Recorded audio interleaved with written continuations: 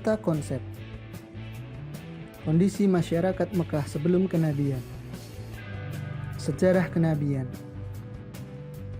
Substansi dakwah. Strategi dakwah. Reaksi terhadap dakwah. Ibrah dakwah Rasulullah SAW.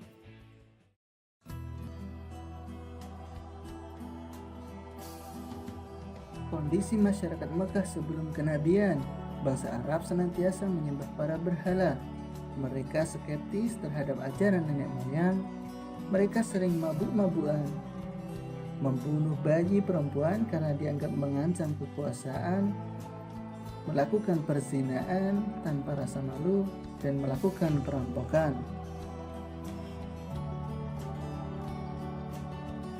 Waktu itu disebut zaman jahiliyah karena mereka tidak mengenal Tuhan yang sebenarnya. Kemudian dalam kehidupannya selalu berpecah belah serta saling berperang. Suatu ketika saat Rasulullah berumur 40 tahun, Rasulullah menyendiri di Gua Hira, kemudian didatangi Malaikat Jibril. Malaikat Jibril menyampaikan wahyu pertama, yaitu Quran Surat Al-Alaq ayat 1-5. Peristiwa itu terjadi pada bulan Ramadan 610 Masehi.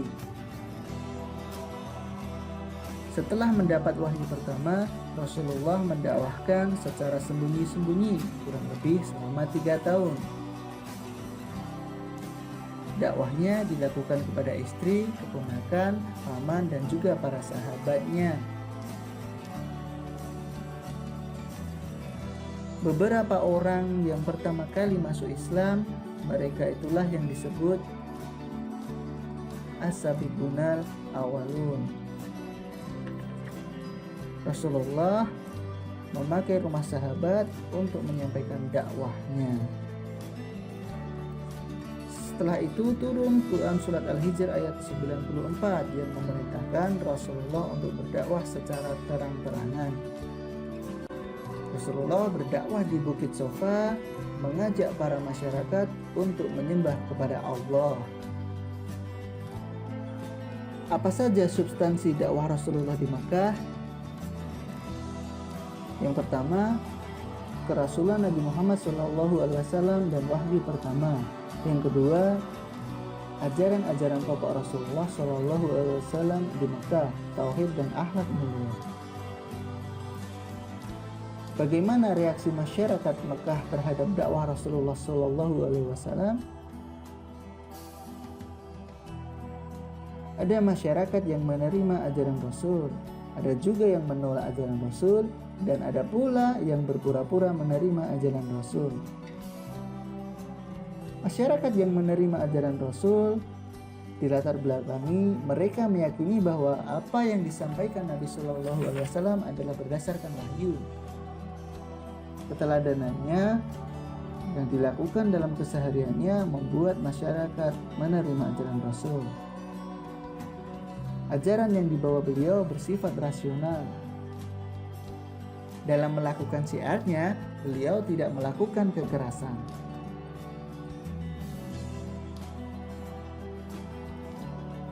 Bagi masyarakat yang menolak ajaran Rasul, dari segi aspek ideologis, mereka taklid kepada nenek moyang secara total dengan mengikuti cara-cara beribadah dan pergaulan sehingga sulit mengikuti agama baru yang dibawa Rasulullah.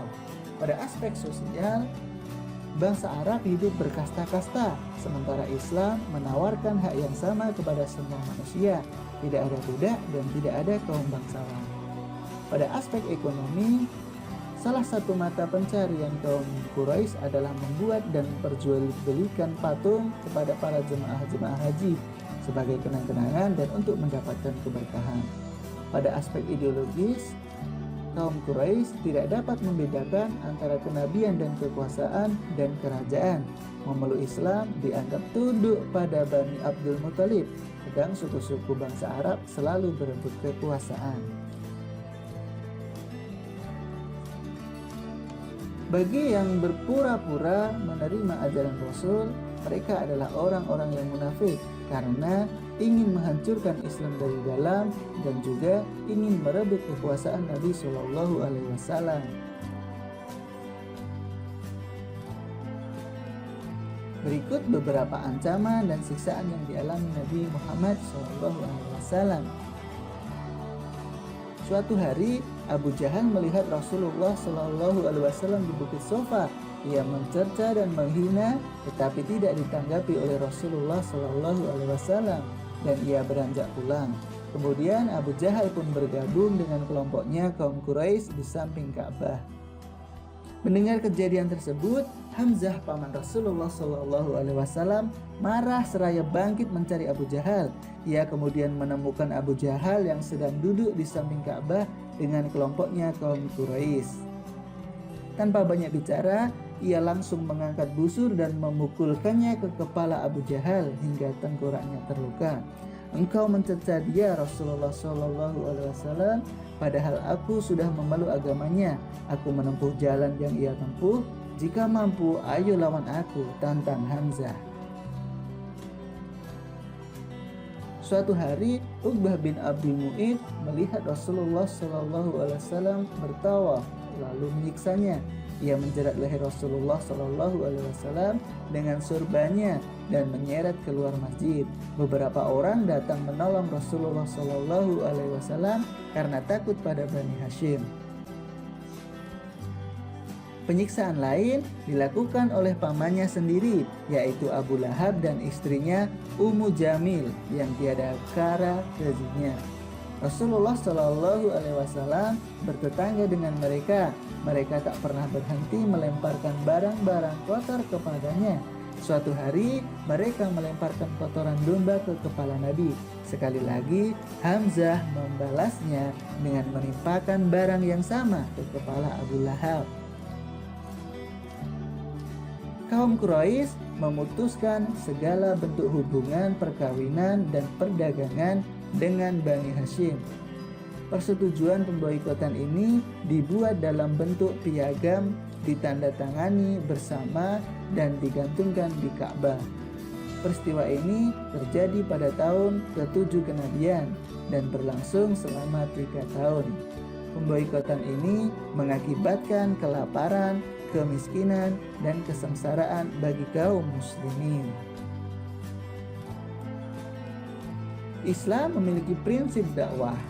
Dakwah adalah satu usaha yang dilakukan seseorang untuk mengajak orang lain berperilaku, bersikap, dan berkehidupan sesuai dengan aturan Allah Subhanahu wa Ta'ala. Islam memiliki prinsip dalam berdakwah, yakni tidak mengenal pemaksaan apalagi kekerasan, bahkan bebas menentukan pilihan akidah atau agama. Tidak boleh seorang pun memaksa orang lain untuk masuk Islam. Ibrah dakwah Rasulullah SAW. Yang pertama, memiliki sikap tangguh. Dalam upaya mencari kesuksesan, diperlukan sikap tangguh dan pantang menyerah, sebagaimana yang dicontohkan oleh Rasulullah SAW ketika ia berjuang memberantas kemusyrikan. Sebagai contohnya, menggunakan waktu untuk belajar dengan sungguh-sungguh agar mendapatkan prestasi yang tinggi. Secara terus-menerus mencoba sesuatu yang belum dapat dikerjakan sampai ditemukan solusi untuk mengatasinya. Melaksanakan segala peraturan di sekolah sebagai bentuk pengamalan sikap disiplin dan tanggung jawab. Menjalankan segala perintah agama dan menjauhi larangannya dengan penuh keikhlasan. Tidak putus asa ketika mengalami kegagalan dalam meraih suatu keinginan. Jadikanlah kegagalan sebagai cambuk agar tidak mengalaminya lagi di kemudian hari. Ibrah yang kedua, memiliki jiwa berkorban.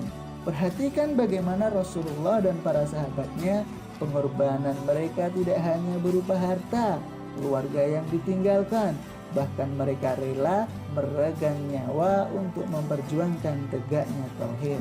Sebagai contoh, menyisihkan waktu sebaik mungkin untuk kegiatan yang bermanfaat, menyisihkan sebagian harta untuk membantu orang lain yang membutuhkan, dan mendahulukan kepentingan bersama di atas kepentingan pribadi.